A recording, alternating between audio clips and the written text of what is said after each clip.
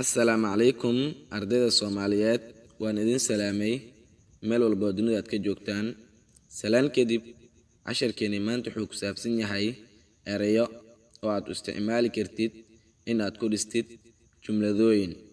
Vocabularies erayo: button, gloves, handkerchief, safaleti, towel, shukumaan, buckle, dhaxdhuuqsi, face mask, inshareer, gloves, gacmo gashi, socks, sigsaaman, trouser, surwaal, belt, suun, petticoat, gorgorad, shorts, dawagaab, sweater, fanaanad, underwear, macwiis, sweat panties, surwaal sports, bikini, nigis.